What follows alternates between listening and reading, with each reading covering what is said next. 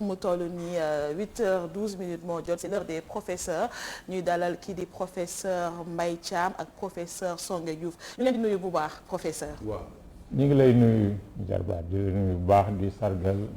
sa mbokk mi ngi àndal Pape Ablaye. professeur assistant. professeur assistant. l'héritier de Senghor waaw ñu ngi leen di ziar bu baax a baax a baax. prof. am plaisir nga fi yow Soba. c'est un plaisir en tout cas. waxtaan bi tey je pense que c'est l'Assemblée nationale du mythe aux illusions perdues mooy seen waxtaan bi tey. oui exactement mu nekk thème bu am solo vu que ñu doon voté li nga xam ni mooy cette loi controversée sur le terrorisme ñu voté ko mais ce qui est important c'est plus le fond que la forme débat yi amoon li nga xam ne mooy Assemblée nationale ki nga xam ne mooy dessinateur di Odia di ni sax du Assemblée nationale mais arène nationale tey nañ ci dikkat ak ñi nga xam ne mooy professeurs yi à chaque fois le mardi ce grand rendez-vous mais professeur bi dañ koy commencer avec histoire su ñu waxee Assemblée nationale ñu ngi wax benn kuréel boo xam ne si boo am solo la place bu mu nekk muy place Soweto boo am solo la mu abrité li nga xam ne mooy grand cadre AOF dalal li nga xam ne tamit mooy fédération du Mali te suñuy wax Assemblée nationale ban taarix lay représenter suñu réew. waa Pape Alioune Assemblée nationale du Sénégal day du Assemblée nationale du Sénégal. parce que bâtiment bii ñu nekk moo doon l'Assemblée territoriale fii la tous les députés de l'ex-AOF Afrique occidentale française fi ñu daan siège bi ma président Moustapha Niasse confié la réorganisation des archives de l'Assemblée et de la bibliothèque bu duggee ci bibliothèque bu Assemblée nationale bi dafa am benn frise sur près de 30 ou 40 mètres boo xam ne dañ ci bind turi député yi fa jaar Léopold Sédar Senghor Houphouët-Boigny Raisin Coulibaly ak képp kuy kilifa dans les années 40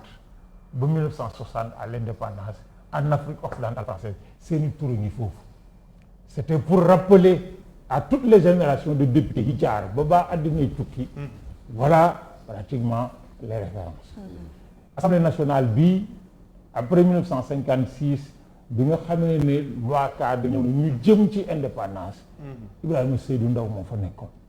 Ibrahima Seydou Ndaw ku ko xam dégg nga ko ci fit ci pas-pas ci jikko ju rafet ak ci jox boppam askan wi Ibrahima Seydou Ndaw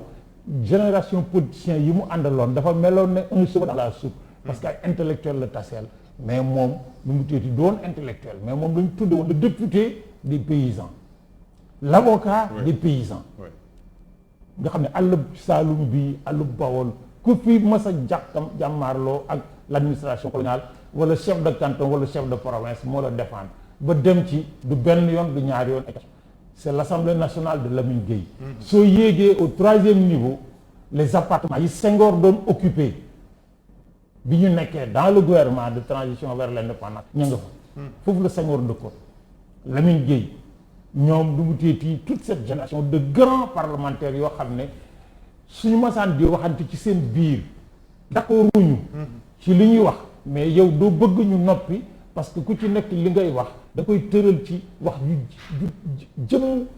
ju profond te du ñu xasante du ñu ŋàññante waaw loolu nag bu amee cim réew jékki-jékki rek à partir des années 2000 parce que nag ku nekk fàttaliku nag mu tëti les joutes oratoires entre Ablaye Wade mu tëti Ousmane Ngom ak Abdourahim Agne et autres députés du Parti socialiste les joutes oratoires entre les membres du Parti socialiste ak mu tëti l'avocat nu mu tëti Mbaye Niang ak ñu mel noonu l'Assemblée nationale nu mu tëti de Bathily de nu mu tëti Dansokho nga xam ne li ñuy wax bu ñu waxee ba pare les rangs du gouvernement yi nga xam ne dañ leen contre dañu wax xam ne ñii li ñu wax war nañ cee tenir compte waaw loolu nag bu fa nekk tout nag évidemment nit ñi doon jaaxle waaw Assemblée nationale bii tey ak ni ñuy defee depuis au moins 2000 képp ku xam histoire bi muy ci taarix nga xam ne la représentation nationale dans ce pays histoire la Pape Alioune 1872 la ñu élire au suffrage universel le Conseil général du Sénégal au suffrage universel avec 4 circonscriptions dans le Sénégal ba Casamance 1872 bi Sénégal di am conseil général conseil généraux français yi ñu doon renouveler dimanche passé yi ci ëpp amuloon Sénégal est le premier pays colonisé par la France en dehors de la métropole d'un conseil général en dehors de kii Domton loolu di tradition ci réew mi ay nit yoo xam ne yii dañ leen xamoon ci xam-xam xam leen ci jeu oratoire xam leen ci développement argumentation xam leen ci wax yu yiw buñ jékkee nag ba nga xam ne bu ñuy teg assemblée nationale sa xel du nekk ci lu du zappé pour seetaani film wala football évidemment nit ñi war nañu am jaar. mais professeur Songe Diouf mi ngi ko doon wax léegi avec de grands noms Lamine Gueye Amadou Cissé Dia Habib Thiam Daouda Sow waaye malheureusement on est toujours dans le mythe on est toujours dans le passé. waaw mythe boobu de xam naa ne fekkoon am na tam ba mu tasee Pape yàgg na parce que y a longtemps que quand même sénégalais yi boo ko seetloo ba seetlu ko wax dëgg yàlla seen yaakaar yëkki na ci li nga xam ne moom mooy assemblée nationale. mu ngi koy fàttali xam nga wax naa la ko fi la dernière fois ma ne ñun dañu màggoon ak une génération de politique et d'intellectuels yoo xam ne bu ñu doon wax yow da nga ci doon gis sa bopp. da ngay xam ne ñii ay doomu réew mi lañ benn te réew mi lañ fa teewal. moom mu ngi remonté ay Senghor ay Lamine Gueye man damay yem ci rek ñi gën a récent dem si yàlla député Fara Ndiaye yaa ngi koy fàttali dem kenn nga xam ne moo nekkoon Ousmane Ngom bu jàkkaarloo woon ak ki nga xam ne mooy Djiboka yow da nga doon toog al sa rajo Pape di déglu parce que même doo xam sax li nga xam ne mooy enjeu politique yi nekk ci biir mais niveau de langue ba fa argumentation ba doon yegg fa réflexion ba doon toll donc ça veut dire que ñooñu ay modèle lañ mais mythe boobu effondré wu nag complètement ni mu ko waxee le virage nag c'est à partir des années 2000 à partir des années 2000 dañu désacraliser complètement lii di fonction ministre boo seet wax lii di fonction président boole ci lii di fonction député mais la muy wone rek day wone li ñuy woowee de manière générale la crise de la représentation parlementaire c'est valable un peu partout dans le monde waaye dafa gën a valable suñu réew mi maanaam dañu gis ne am na féewaloo boo xam ne am na ñu koy seetlu ci ñi nga xam ne ñoom la ñuy wax ñooy jëmmal nit ñi ci daw réew ma ak li nga xam ne mooy mëbati askan yi nga xam ne foofu lañ leen jëlee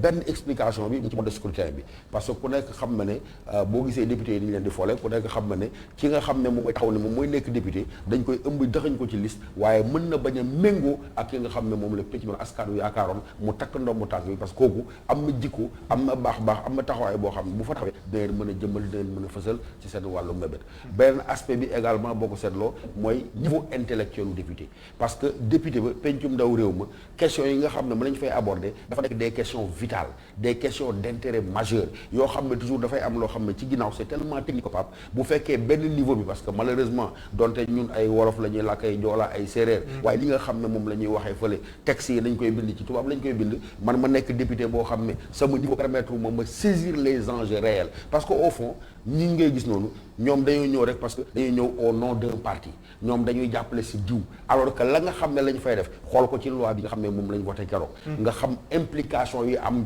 dans notre quotidien implication yi am su diggante ak yeneen réew mi mais ña fa teew da nga fa teewal ah man kii APR man kii réew mi man kee nangam alors que loolu da nga ko war a summi càmbar lii nga xam ne moom la jox mais bu fekkee amoo outillage intellectuel bi il va de soi noonu lay def boo gisee nag yenn dérives yi loolu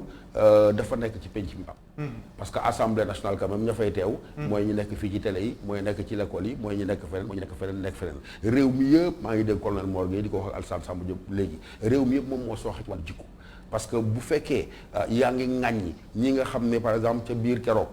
université ñu ngi foqat ci micro ñu ngi dóor ay jàngalekat mais mënoo leen a ŋàññi mënoo cee sori parce que da nga naan ils sont une proie facile bu fekkee da ngaa gis assemblée nationale magam jëm muskalaf bu dem ba bejaaw dafay teewal askanam teewal pencam dugg fa ak ay jaasi di dagg ay saagandey di maye ay xeex comme ñun ni ko defee temps booy di ko okkante ci mbedd mais finalement te di que ñii xamuñ lan moo tax ñoom ñu nekk fi waaye dama ne ci ñaaw jikko bi ci wax yu ñaaw yi ci daggasante yi loolu dafa nekk loo xam ne ci penc mi yëpp malheureusement moom la nekk ñu nangu ko ñun ñëpp sanctifié ko codifié ko bu ko defee nag day mën a yegg fële parce que boo gisee mën nañ ñu nangu ko Pape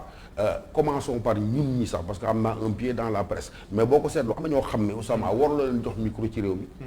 am na ñoo xam ne warul leen jox micro parce que xam nga ne boo koy tal micro musiba naaru la lay wax donc ñun nous fabriquons des monstres et nous nous plaignons de ce que ces monstres là nous agacent dans notre moralité kon affaire bi daal dans un premier temps noonu la ko je pense que professeur Mbaye Thiam ñëw na ci nit ñu mag ñi nga xamante ne ñoom séjour nañu foofu noonu ci assemblée nationale donc je pense que seen session inaugurale war nañ leen di leen fàttali bâtiment bu mag boobu nit ñu màgg ñu mu mës a abrité dans l'histoire xam wax leen seen tur xam yan taxawaay lañ fa defoon nag dafay neex nag assemblée député bu taxawee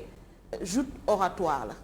bañ na ba ci pupitre lay taxaw donc lu mu war a wax dafa war a attirer sa attention que mu nekk pour ou contre li nga xam ne moom la ñuy waxtaanee xale yi dinañ ci jëlee njëriñ waaye professeur Songe wax nga léegi ci représentation bi nee nga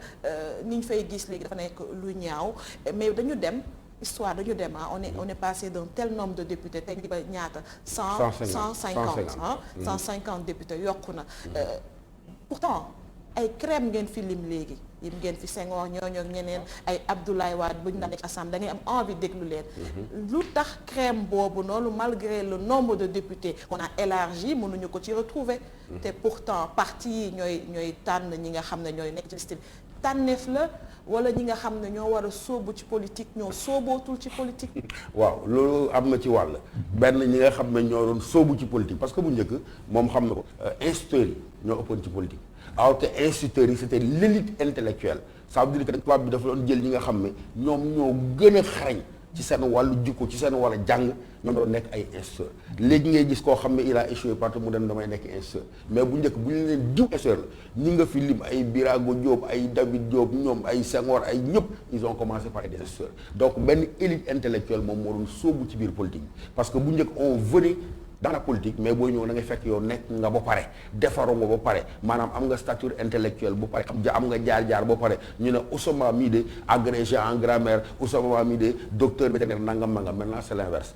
da ngay ñëw ci politique pour être alors que bu njëkk da ngay nekk bu pare soog a dugg politique loolu benn aspect la deuxième aspect bi mooy li politique bi à partir surtout suñu réew quand même il faut le dire des années 2000 mu am rupture boo xam ne politique léegi dafa nekk loo xam ne rek moyen de promotion la et d'ascension comme politique dafa nekk moyen de promotion et d'ascension boo ko seetloo daraja politicien bi dafa wàññeeku maanaam folatuñu nit parce que dafa am ay diplôme folatuñu nit parce que ay jikkoom dafa rafet mais dañuy fol nit rek parce que moo fi dàq petaxal moo fi dàq jaay taar comme on dit vulgairement moom moo fi gën a mën a yuuxu moo fi gën a mën a saaga bu fekkee nag yegg nga foofu paradigme bële nga xamoon da ngay jàpp ne kii moo bokk na ci ñi gën ci société bi comme bokk nañ gën société bi jàng na benn parce que c'était important bu njëkk askan wi béykat bi du jàng waaye du jox kàddoom koo xam ne jàngut amoon na intelligence boobu dangay jox koo xam ne jàng na benn ñaareel ba mu gis ci moom ay jikko yi rafet mu daal di ko jëmale mais ñun ci suñ bopp ci suñ biir ci penc mi li ñu nekkee ñun ñoo jiitalul ay critères njàng ñun ñoo jiitalul ay critères rafet jikko Ousmane lan lañ jiital mooy li ma ko wax fii la bokk doomu diw la xëy na bu ma àndeek moom comme moom jege na soxla si wala jege na sëñ bi bu ko defee boo moytul bu fa yeggee ñu dinañu delloo li nga xam ne moom lañ yaakaar kon nag bu fekkee paradigme boobu dafa effondré wu le paradigme du politique bi nga xam ne c'est d'abord un intellectuel le politique bi nga xam ne c'est d'abord un homme vertueux maintenant loolu ci société bi la affaissé wu d'abord avant mu yegg fële Osama léegi kenn nawatul Pape Alioune parce que dafa jàng kenn nawatu ko parce que dafa rafet ji ko mais xam nga yenn critères yi nga xam ne moom lay nawee donc subversion des valeurs boobu nga xam ne moo fi nekk mooy tax ci champ politique bi également dootoo am ay Lamine Gueye dootoo am ay Senghor dootoo am ay Blaise Diagne parce que encore une fois ñooñu dañoo defaroon ba xam ba pare rafet ji ko mën a dugg ci politique bi ñu yaakaar ne ñii bu ñëwee dinañ saafara jàngoro mi kon nag li nga xam ne mooy feebaru penc mi nga xam ne jikko bu rafet tumaranga fi nga xam ne xam-xam tumaranke na fi njàngale tumaranga fi mais bu mu la bett nag nga ñëw sur le champ politique nga baal ma nga am ay xuusuma ñàpp yoo xam ne tekkuñ dara c'est tout à fait normal c'est à l'image de ta société professeur Mbaye Thiam ñëpp xam nañu Assemblée nationale antichambre la li nga xam ne mooy exécutif bon dernier épisode mooy le président Macky Sall nekkoon na président Assemblée nationale est-ce que tey dañu war a tiit su fekkee ni la qualité du débat parce que gis nañ ñaari nit par exemple ñi bàkku kii naan futti naa ko dóor naa ko kii naan aussi dóor naa ko ensuite il se donne benn bain de foule la am ci Assemblée nationale ñu tàcc ko est-ce que ñu war a tiit par rapport ak suñuy représentation politique wala gis nga problème xamalil gis nga nit gànnaay yi mu am lay xeexe nit ku ne ak nu xeex bi demee nag gis nga boo nekkee ci terrain bi di football mën a football doo gaañaat da ngay football boo nekkee ci terrain social bi ñuy jëf di wax nga am xam-xam am éducation am xel mu rafet doo werante du ko doo téesante mais ñi mu amul loolu nag ñi amul jikko yi ak prédisposition yi ngannaaw yi mu am la ñuy xeexe dama wax démb ak samay doom ñuy waxtaan ci affaire Assemblée nationale ma ne leen ñi ci ëpp ci ñoom c'est des députés parce que da leen fal nag mais c'est pas des représentants du peuple le peuple ne se reconnaît pas en eux mais la faute à qui oui mais à tout le monde à tout le monde non à tout le monde xam nga nag réew mi aussi dafa yomb ci lu leen métti rek ñu ne gouvernement bee ñu ko teg lu métti ci réew mi rek ñu ne gouvernement man ànduma ci gouvernement bi sama yoon nekku ci ala ku daalin lu mu tiiti li ma war a wax su ma njaru teena baax dinaa ko wax mais la faute à tout le monde mais nag à des niveaux différents les premiers responsables mooy responsable parti yi nga xam ne bu nu àggee ci fal député ñoom ñooy tànn seeni candidat man mas naa nekk candidat aux élections législatives de 1983 83 première élection législative présidentielle jumelle yu Abdou Diouf organisé j'étais sur la liste de la LD-MPT mais gis nga ñu nit ñu bokkoon ci liste bi dañoo dajee cotiser laa wax ba pare dajee cotiser pour la campagne ba pare fi ñuy defaree liste bi dañ koo werante di tànnante ba ku ci nekk ñu ne la yow fii ngay dem Pape Alioune doo dem fii ngay dem parce que fii la parti bi soxla ba pare ñu ne jël sa xaalis jox sa jabar joxe say doom joxe ñu doon dem campagne ba wutuwuñ ci woon dara lu du ñun askan wi lañ bëggoon ñu xam lan mooy seen choix lan mooy seen enjeu ba xam bu ñu demee nag ba un député boo xam ne musta xalaat dans sa vie nekk chef de quartier ñu for ko député jox ko li ñuy jox député yii nga xam ne moi j'ai toujours dit depuis le départ après de 2000 que fa député jox ko oto aux frais de la République c'est scandale mënu koo passé. Pourquoi? Mais parce que dañ leen war a jox oto xam nga suñu demee ba politique positionnement mooy tax nga nekk comme di songe mais dafay nekk politique de privilège man maa ngi wax ci télévision laay wax nag ñu dema seetaan à l'Assemblée de l'université j'ai défendu le principe que directeur waruñu koo jox oto doyen waruñu koo jox oto le recteur de l'université nag dafa am oto mais ñi ci des ñëpp ku ci nekk da ngaa war a jël sa oto bopp mais bu ñu demee ba nga xam ne nit ki yaakaaram ci tedd nga ci réew mi ci politique la ko yaakaar bu demee ci politique da koy jaral lu ne mais nag c'est pas seulement la crise des politiques c'est la crise d'autorité dans ce pays Pape Alioune yéen gone ngeen peut-être mais ñun nag on commence à faire de l'âge réew mi nag c'est à partir de 10 15 20 dernières années lañ fi gis ku ñu wooyee sëriñ mu wax wala mu jëf ñëpp am nga ci parce que sëriñ waxuma mythe bi nekk derrière sax d'ordre spirituel mais référence la woon en matière de moralité en matière de comportement en matière de désintéressement Sëñ Tuubaa bi mu demee ba sax lu mu fi bàyyi ci àll kii fi mujj jógee ci boobu ak mu lay da baax waaye njabootam nee na liñ fekk ci poosam ak li moom matul ñaari junni ci koo xam ne kii boo bëggoon milliard niñ joxaloo seen yoon nekkoon ci leen seeni kër ana seeni kër amuñu kër mais ku ko yaakaaru nekk chef de quartier ñu xëy def la député jox la salaire yi la jox la avantage yi la jox doyu la ngay trafic fausse monnaie xam nga loolu ça prouve que moom xamul lim doon ñi ko tànn xamuñu lu tax ñu tànn ko wala boog méngoowut ak li taxoon di ko tànn ba pare ca gannaaw delloowul njukkal askan wi or bu ay député bu ñu xeexee assemblée nationale mais ça arrive dans beaucoup d'autres pays pas que chez nous mais nag dafa am loo xam ne li Pape Alioune dafa rafetul ci parce que booy yar sa doom mais da nga koy wax gone du saaga bu jàkkaarloog yow ngay saaga de manière aussi verte qu'on a vu booy yar sa doom da nga koy wax bàyyil xeex baaxul bu jàkkaarloog yow nga xeex ba pare di bàkku mel na ku ne ci làmb ji xam nga mbër mi ci làmb ji daan ba pare di bàkku mais dañ ko war a tàccu parce que il est dans son rôle social mais député enseignant directeur de ceci directeur de cela instituteur nag mais ñooñu beneen comportement mais loolu nag dafa bokk ci yi ma tuddee de plus en plus le processus de désacralisation des valeurs dafa am ñoo xam ne ñi ngi ci réew mi bokk ci réew mi Pape Alioune seen projet mooy tirer tout le monde vers le bas fexe ba nga xam ne buñ ne diw mën a jàng ñu ne jàng ci waaye chance moo gën licence c'est pas vrai chance gënul licence jàng amul njëriñ xaalis duñ ko liggéey dañ koy lijjanti c'est pas vrai yooyu yëpp nag ñi koy def mooy ñi nga xam ne dañoo bëgg def ba nga xam ne buñ demee ba ci kanam mbon ci wax ci jikko ak ci jëf dafay nekk banal bu banaalee sax ñu àgg ci légaliser ko moo tax ñuy wax góor jigéen yi bëgg koo banaliser ba nga xam ne bu ca kanamee nekk góor jigéen bëgg nekk lu banal rek day nekk droit bu ko Pape Alioune ne yow waroo nekk góor ñu daal di woo Pape Alioune ne ko lu tax nga wax ko dafa stigmatiser yooyu yëpp nag ça participe d'un complot dans lequel notre société baigne parce que c'est très large mais li Ali Kalla jii tey moo di réew mii moi j'avais commencé un travail de recherche, malheureusement je n'ai pas pu le mener à terme jusqu'à aujourd'hui pour seet les formes et modes et profils de nomination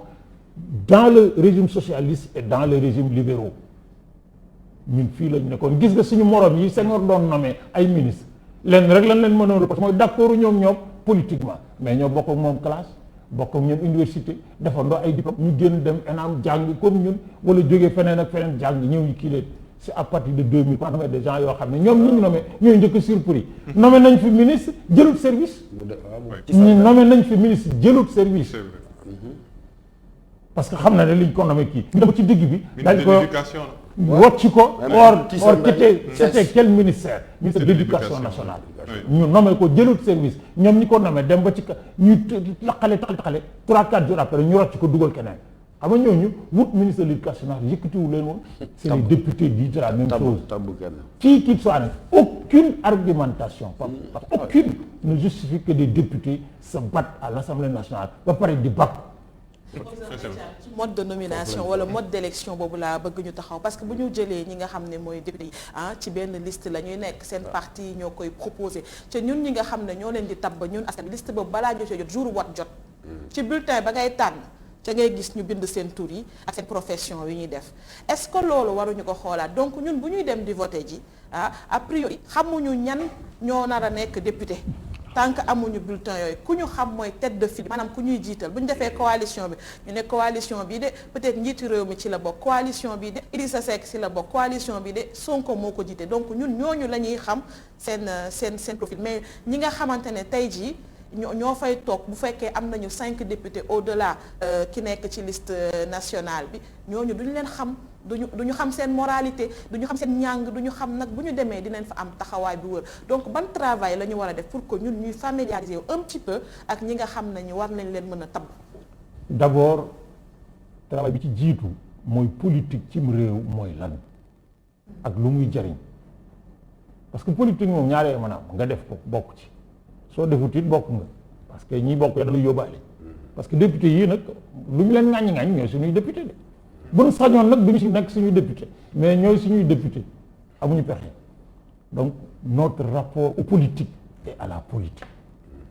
c'est-à-dire booy dugg ci politique lan moo di ci dugg mas naa waxtaan ak suñu baay bu baax ba Abdoulaye Fofana yàlla na yàlla seral ay yaxam fii ci ko Jaraaf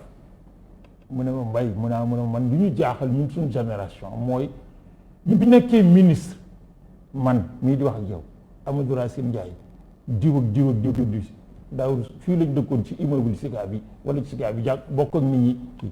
nga xam ne saa yoo wàccee sa kër gis nit ñi mu ne ma musuma toog weer te dama ko ay mbaari lekk yàpp yóbbu ma fa woon dafa amoon ay mbokk yu ma daan fréquenté à l'avance nga xam ne xam nañ ma xam gu toll ne yëgante nañ buñ gisee ci man loo xam ne jubut bu ma di cëpp bala ma leen nuyu ñu wax ma ko te liñ ma wax dëgg la ci ñoom mu wax ma it lii soog wax léegi ne bi ñuy jàng William Ponty li tax ñu daan jàng bay surmené mu naa ma dañu bëggoon bokk ci les 15 premiers ma ne ko pourquoi mu ne parce que boo ci bokkee dañ lay wax tànnal te bu la tànnaloo enseignant ngay nekk ñëpp enseignant la ñu mu ne ma ñi jiitu le premier tiers dañuy dem enseignement par choix tiers bi ci topp dem nu mu teeti administration école de médecine le dernier tiers dem administration mu ne ma ñu daw ba indépendance yi dugg nag ñu daw ba mu yàgg ñu gis ne ñi nekkoon administration bi ñu ubbee ENAM ñu def concours yi ñooy dem loolu taxoon Collin contingenté fi le concours de l'ENAM dañoo def ñetti at concours moitié ñi at mi di ay enseignants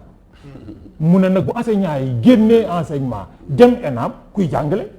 mu contingenté ne kon léegi danañ réserver des places fixes ñi ci des foog ñu jàngale booba jàngale mais d'abord lii ngay wax mythe c'était le mythe man bay jaam dama wax ne si je suis enseignant c'est à cause d'instituteurs yoo xam ne ñoo ma marqué ba agsi université ñu gën maa marqué ñeneen gën maa marqué moo tax ma nekk enseignant je ne choisissais pas le métier qui paye le plus qui paye le kii je choisissais d'être enseignant parce que y avait un mythe bi lan la woon mooy d'abord nit bi borom xam-xam borom jikko borom jëf nga xam ne ses attitudes ses comportements boo ko gisee instituteur bu la masaan romb solo di dem nga xam ne kii instituteur la léegi ngay sol carax di leen jàngale ji kenn man jàng naa école primaire ba génn musuma gis instituteur bu sol carax jàngale si musuma gis ku sol nu mu tuuti mbub mu froissé jàngale si ak yeneen mais boobu aussi l'autorité dafa amoon ci biir kër yi am ci biir quartier bi da nga daan def dara ci mbedd mi ci quartier bi ak mag ne la Pape Layine kaay ku jur lii ñun yow yaa Pape Layine ak kuy sa bàyyi nga di mu toj sa nopp tëj sa nopp bi ba seen buntu kër mu ne dama ko fekk muy def nangam keroog doo añ dañ lay wulli ci kër gi ba kii autorité en toute chose sëriñ si di woote di bon nit ñi yoon woo xam ne wii yoon wi li muy jafe-jafe moom dong la amul weneen yoon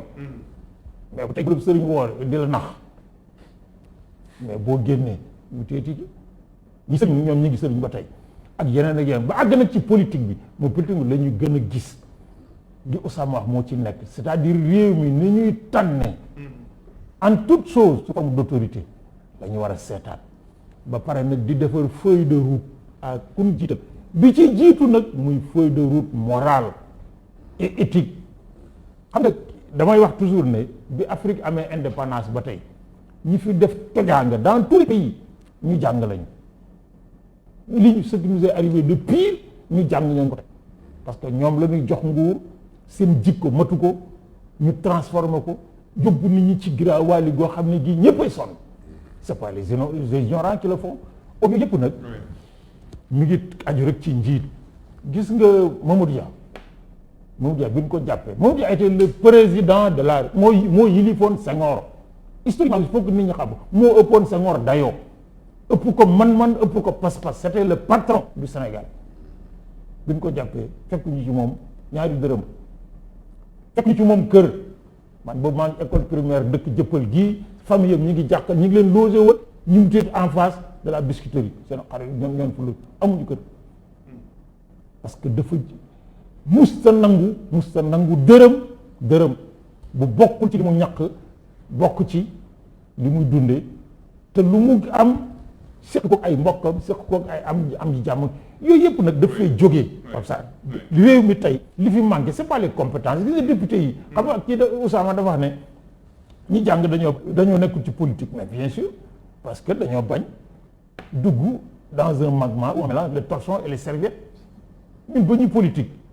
même dans la clandestinité ñëpp a jàngoon ak ñeneen ñu jàngut mais ouvrier yi ñu bokkaloon sax dans les partis clandestins ay nit lañ yoo xam ne bu ñu waxee yow procédure da nga leen di déglu ndax xarañ ak jikko ak mën a analyse parce que gis nga xel mu leer du affaire jàng bëgg-bëgg bu sell mooy indi xel mu leer mais tey nag mais bu soobee demee ne day koñ bi mu dëkk dafa bëgg a bokk ci koñ bi ñu gérer koñ bi structure politique benn waaye boo xam ne il a échoué en tout lu nu dugg na ca sottiwut mais mooy taxaw jàkkaarloog nit ñi wax ko loo xam ne songe moom ñemu ko wax parce que da koy ruus a wax su ko waxee ba pare bu duggee ci toilette am bu jàkkaarloog seet bi day am gàcce bu boobaa nag ñu bàyyi leen ko suñ leen ko bàyyee ça donne ce qu'on a vu man saaga ndey yi ma dégg gis ko ci bët mais man xaw ma leen de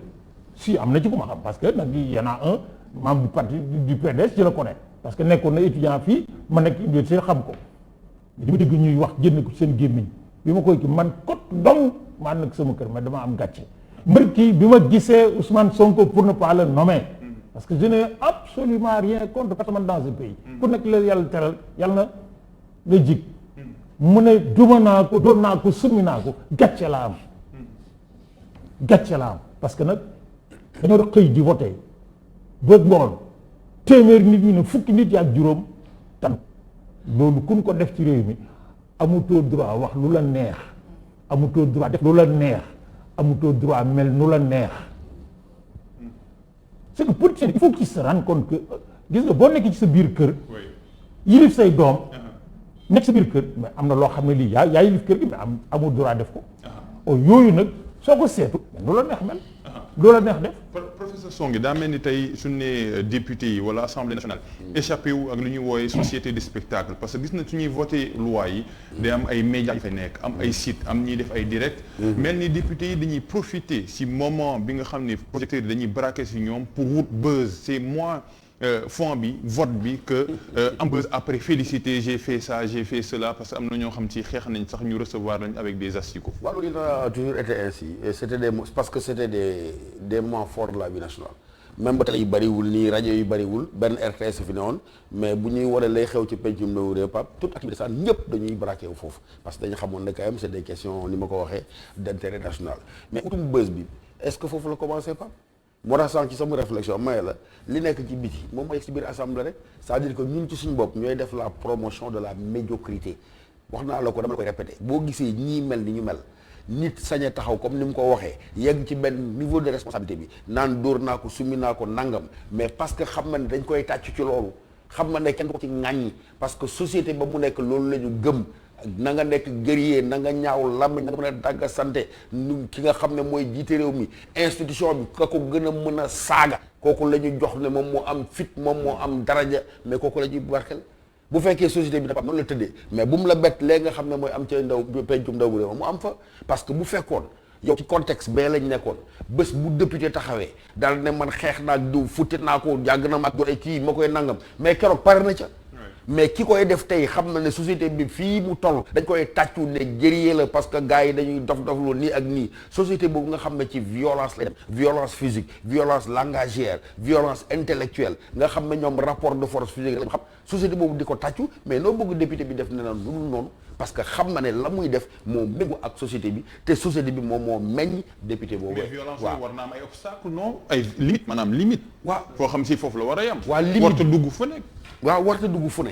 waaye malheureusement li tax muy dugg fu ne mooy lan mooy li ma la xam nga dañaa employé terme buzz bi. mais boo buggee am buzz. tey doo ko teg ci sol karawaat sol costume bu rafet xeeñ parfum bu neex di teg un discours boo xam ne argumenté cohérent gars yi dañ la fay bàyyi kenn du la déglu. kan la ñuy déglu encore une fois ki nga xam ne moo gën a audacieux ci saaga ci wax lu ñaaw ci jàqarat société boobu nga nekk pa comme société boobu nga nekk ñuy créer de fausses valeurs di créer de fausses vedettes di créer loo xam ne wóor na ni jotewul dara ak li penc mi di xaar wax dëgg yàlla nag société boobu député yi rek la mën a am kon li nga xam ne moo nekk ci penc bi encore une fois moom moo nekk li nga xam ne moom moo nekk fële ca assemblée nationale ñoom il nous renvoie notre propre image ñun ñii tey jii société sénégalaise bi nous avons les hommes politiques que nous méritons suñuy maam suñuy baay il méritait des Senghor il méritait des Lamine Gueye parce que ci wàllu valeur ci wàllu pas-pas ci wàllu nangoo ñàkk foofu la ñu tolloon nee naa la ba lañ lay tabb pap dañ naan kii am na lu ñu ëppee lam na lu ñu ëppee mooy xam-xam la ñu ëppee lan la ñu ëppee mooy jikko ju rafet la ñu ëppee taaroom moom lay tax ñu investir ci moom waaye ci sa société bi à toutes les échelles ña ñuy tàccu ña ñuy bàkk ña ñuy jiin newul ñoo xam ne ñu nga compétence intellectuelle ba newul ñu nga jikko yu rafet la comme loolu nag dafay jóge mais façon député yi ngay mën a am façon magistrat yi ngay mën a am façon jàngalekat yooyu ngay mën a am façon journaliste yooyu ngay mën a am looloo nekk ci sa penc mi ba foo taxaw tey ne intégrité ne ay valeur ne ay compétence Pape Diagne ci ginnaaw kon ci nga xam ne moom nangu na dox ci ni penc mi doxee maanaam ci ay wuruj ci ay diil ci ay wax naka sa dul noonu ci jaay ay géree ci dagg ay saaga mais kooku mooy sa vedette kooku la ñuy tàccu boo dee ci réew boo xam ne un insulteur public est accueilli comme un héros mais Pape loo bëggati insulteur public ñu lay accueillir comme un héros di la tàccu ful di la topp il se trouve des gens pour t'applaudir pour te dire oui jëree nga mais bu fekkee société boobu nga am nag Pape wax dëgg yàlla ne sois pas surpris que nga am ay députés yu taxaw dagg ay saaga rek. on peut inverser pour am une fenêtre d'optimisme. Ouais, mais ça ne se décrète pas. Oui. Mutation sociale profonde lay doon ça ne se décrète pas loolu la fin c'est pas aujourd'hui c'est pas demain c'est pas après-demain je suis désolé parce que yàqu na yàqu boo xam ne foofu la ñu yegg ab insulteur public ngay tàccu di ko comme un héros. alors que kooku warul sax am droit de cité ci société ba mu nekk parce que anti modèle la contre exemple. mutation boobu si lan lay commencer nan lañ mën a def par exemple ba ñu jiitu woon jamono ji ñu nekk si ndax ba daal di reprendre un peu le peloton wala jiituwaat ba on marche avec la tête. bien sûr d'abord jéego bi ngay njëkk a def mooy nga jàngalaat société bi. ah professeur yéen tamit. waaye déet jàng jeex na fi Pape nañu wax jàng jeex na. mais daam ñi jàngale aussi. waaw dégg nga man la njàng jeex na jàngale jeex na ci taxawaay ña nga xam ne lañ leen doon xaar. kon il faut nga defaraat penc mi defaraat ko ca l'école ya école newul fu ñuy jàngalee xam-xam dong fu ñuy transmettre ay valeur la boo déggee man la njàngale jeex na suñu école yi kenn transmettre tur ay valeur amatoo jotam à commencer par moi. bu njëkk boo duggee ci classe lan ngay njëkk a xool avant ngay bind titre leçon ni nga toogee nañu taxawee bu xawee karaw gi xawee baramu nga xool ko ne ko dégage bu jiin bi xawee serré wala mu xotteeku nga ne ko abal kan moo ko mën a te man am naa sañ-sañ boobu gis xale bu def une jiin déchiré man ko dégage ñu ne ma foo ko teg fan nga ko teg te loolu ñu ne ko nangu ñun ñoo signé pacte social bu fi mu nekk règlement intérieur. ñun ñoo ko signé règlement nga gis muy def góor jigéen nga ñëw attaqué ko ñu dem tëj la kaso nga yëkkati sa loxo ñu doon longu ñu tëj la kaso bu fekkee foofu nga toll nag moo tax man la njàng jeex na njàngale jeex na parce que école du joxe xam-xam donc parce que bu dee joxe xam-xam bu ma bindee titre leçon bu cliquer ci portal am information yoo xam ne jox ma ko kon ay valeur laa koy uppale mais valeur yooyu la yi ma ko doon jox moo fi nekk parce que environnement bi ma nekk ci boppam moo doyadil école doyadil njàngale doyadil xam-xam comme nag société boobu dafa doyadil li nga xam ne Oussama bu ñu ñëwoon c'est la meilleure de sa génération moom moo leen ëpp diplôme moo leen nangam mais bu pol jotee keneen la ñuy fol te keneen kañ fol teguñ ko ci critère dafa jàng dafa rafet di ko mais noonu la société bi de pas kon réforme en profondeur la boo xam ne ñu am volonté bi nag mu génn manifester wu sur le champ politique na muy njëkk a manifester woo mooy les hommes qu'il faut à la place qu'il faut na muy njëkk a manifester woo li ñuy wax enquête de moralité xam nga fi mu nekk moo xam ne enquête de moralité ci la rek pétition de principe la maanaam on fait semblant de alors que bu njëkk mais bu ñu ne soxla dañuy demee dañuy dem bu géej waaye dem bu gàmbul gam ci sono fu nekk ñu enquête fa est-ce que naan sàng est-ce que def lii est-ce que def lii est-ce que def lii est-ce que def lii sur la base de ce rapport précis ñu fol mais aujourd'hui ku nekk xam na ne dañu naan namel pap ba fi nekk di bind ay rapport boo xam ne day compte même bu fekkee bind nga rapport boo xam ne sax ça le disqualifie mais du tere ñu nommé ko parce que koy nommé préoccupation am bokkul ak li nga xam ne moom laa wax donc rupture sociale profonde boobu moo ñu fa mën a delloo si man dama bëgg ñu rectifier un petit peu le tir parce que li am na ba pare constat bi moom c'est tellement lamentable professeur Mbaye Thiam tey jii bu ñu gisee Assemblée nationale li fi am barke Demba Ndiaye pour une question aussi sérieuse quelle que soit la position partisane bu ñu am il faut quand même du sérieux quand on parle de terrorisme avec tous les enjeux qui existent la loi me vise pas la loi on a connaissance qu'elle est impersonnelle maintenant à première lecture su ma gisee ni man lay viser ça cause problème est-ce que tey am na ñoo xamante ne ci député yi xamuñu enjeu yooyu comme ñu ngi doon wax ni suñu texte de loi on l'écrit en français am na ci ñoo xam ne peut-être yeneen jàng la ñu am defuñu école française est-ce que tey jotul assistant parlementaire yooyu ñu doon wax nga xam ne dinañ toog seen wet di leen gën a xamal enjeu yi ñoom bu ñu taxawee ci pupitre ba téye benn alinéa ba décortiquer ko ne alinéa bi lii ak lii ak lii fa ponctuation ba nekk lii lay andi lii la ñu bëgg ñu est-ce que jotul tey on discute concrètement des textes de loi des alinéas des enjeux que man lay viser wu ma c'est opportun c'est inopportun parce que terrorisme kat buy dugg du tàggoo. gis nga Oussama soo demee assemblée nationale. ci bâtiment bi sooy duggee ci hall bi sa ndeyjoor sa càmmooñ ci la bibliothèque bi nekk. ko ci buntu bibliothèque bi la ñu leen defal casier député yi dañu am casier nga xam ne li assemblée sëq ak ñoom dañ ko fay dugal pour ñu jaar jël ko saytu ko ñi nga xam ne dañu nekk dans le bureau de l'assemblée ak ñi présider ay commission nga xam ne dañuy réunion teg texte yi ñu war a ñëw plénière foog ñu jàngat ko mais gis nga casier yii ma lay wax su ngeen amoon jot da ngeen di yóbbu équipe filmer ko dafay fees ba tuuru ci suuf duñ ko jël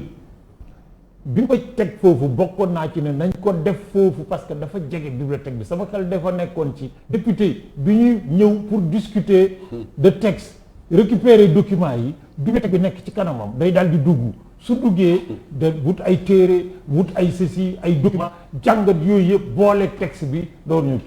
mais gis nga en dehors de la hiérarchie de l'Assemblée nga xam ne dañuy jàng texte yi kii parce que dañ koy werante ci seen biir ñu ci des dara indiwu leen ko dugg ŋaññante dagg sante tàccu voté jóg dem seen or loolu nag dafay delloosiwaat rek li ma doon wax léegi le sens de responsabilité gis nga am réew Pape Alioune dafa am ay formule ak yoon li dox ci biir yoo xam ne bu fa nasaxee lu réew ma bari pexe dañuy reculer d'abord les questions de valeur morale éthique jikko gis nga xam-xam ak daraja bu ko jikko ju rafet lalul caay-caay rek la mën a jur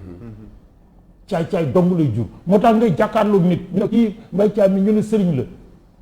jékki-jékki rek ñu dégg na def na dara wala wax na dara ñu naan non c'est pas possible daraja jëm ko couvriroon la jël def ko mbalaanam kiiraay pour def li nga xam ne moom bakkanam dong ko intéressé wala muy kilifteef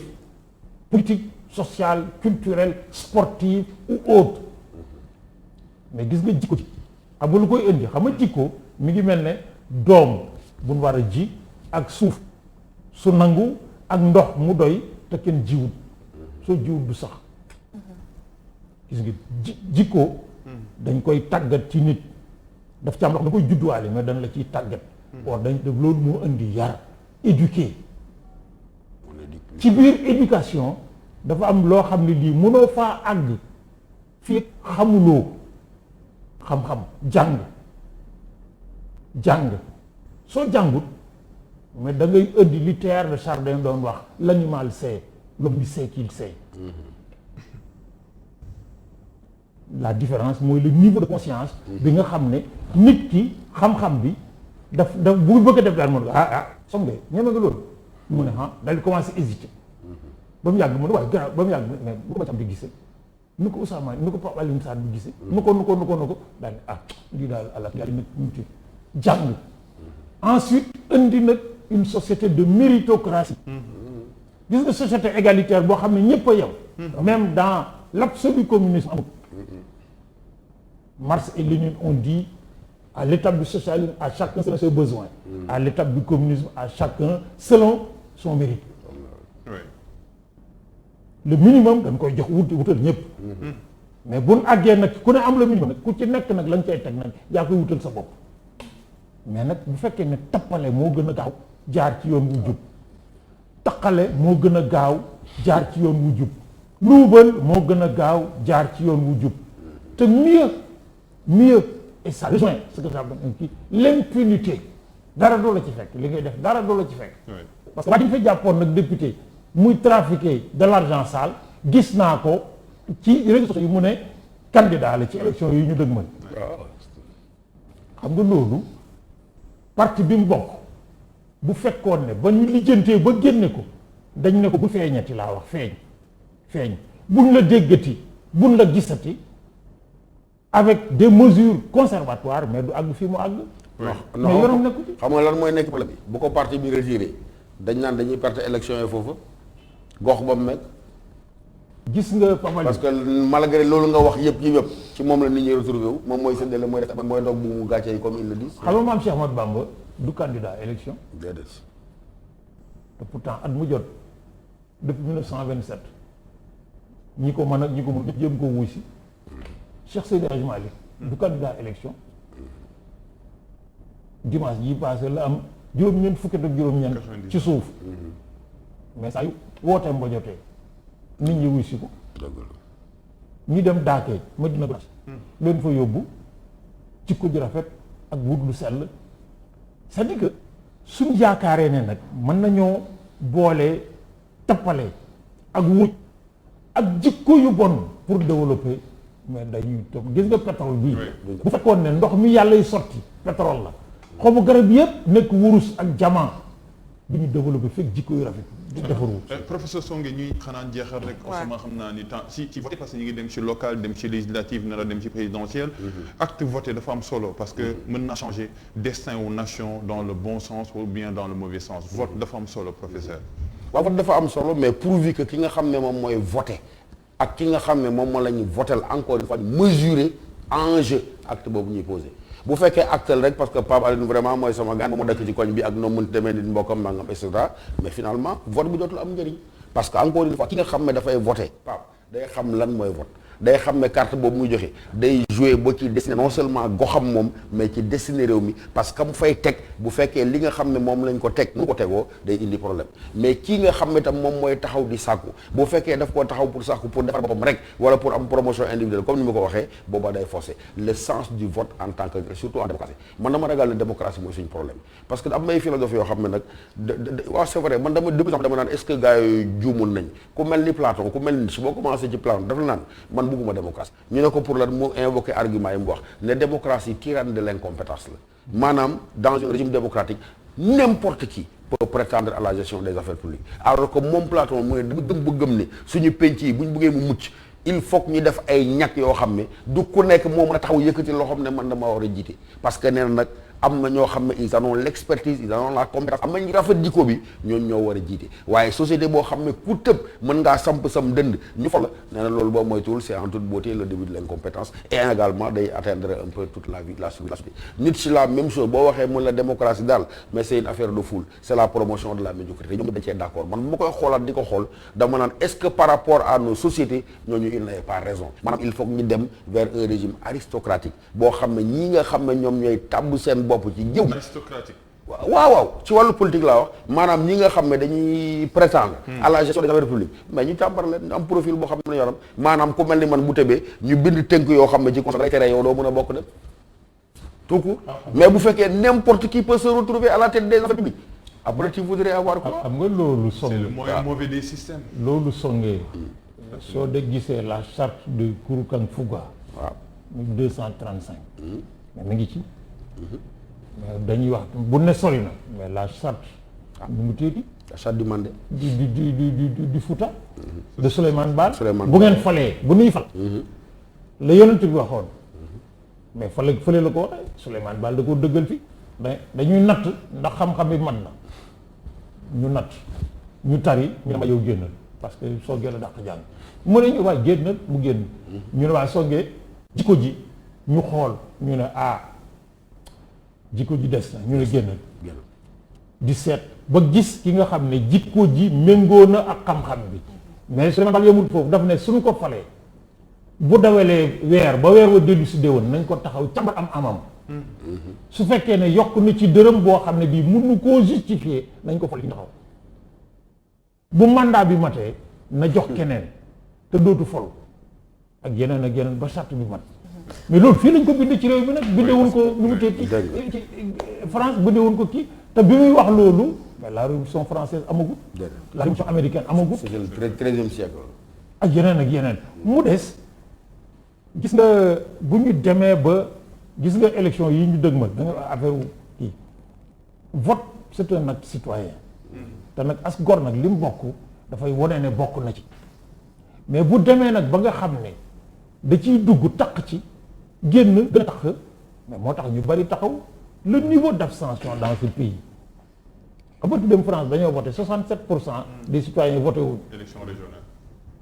ba ko ñu ñu fal bu ñu wotee fii Sénégal député yi wala local yi ñu jël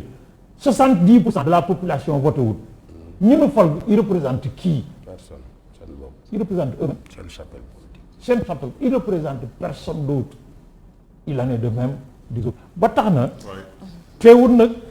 kenn du leen ko bàyyee nag parce que nag li ñëpp bokk nag nekk da nga cee am cër mais cër nag responsabilité moo ko jiitu maanaam les Sénégalais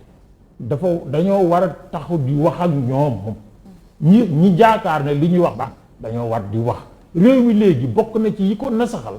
Mass ak Mbaye Thiam bi dañuy njort ne ñoom war nañoo mën a wax parce que xam nañ lu baax ñu ne non su ma waxee Pawlish daf may saaga mais tant pis kii wax lu baax moom mu di la saaga mais tant pis mais au jour ba tax na responsabilité yi dafa situé ñi ko yore nag ñi ci gën a jël seen responsabilité nag moom am na ñoo xam ñi ko kilifa diine yi saa yu demee ba réew mi tàkk nag gars yi geesu ne wax leen ñu wax mais politiciens yi mu jël seen responsabilité pap gis nga man ba may xam bokk na ci tax ma bàyyi politique en 93 quand mes camarades sont venus me voir à l'université dama lu tax nga bàyyi dama leen dafa am ñun àndat dama defuma leen nawle dafa am ñun àndat di politique bokk benn parti te ma defuma leen nawle parce que ëllëg ki si biir damay bañ ñu taqaale ma parce que ñoo bokk langue mais nag je ne suis ni apolitique ni indifférent à la politique c'est même pas possible damay wax li ma xalaat bu jëf jotee ma jëpp bu wote jotee ma wote loolu nag àgg nañ ci mais élection yi ñu jëm c'est des élections à enjeu waxoon naa ko fi bërki démb buñ sàgganee mais dinañ am pire que ce qu'on dénonce aujourd'hui buñ ci jógee dugg ci député yi am pire que ñii gis ñii di saaga ak dóorante di kii mën nañu am pire dañuy am pire sax mën nañu am pire mais nag bu ñu amee fulla ak fayda nag mën nañoo aussi am mieux parce que nag gis nga réew mi je termine par là ñi baax ñu ëpp 1 million de fois ñi bon ñi baax bëgg baax mu jaral leen lu ne ñoo ëpp ñi bon.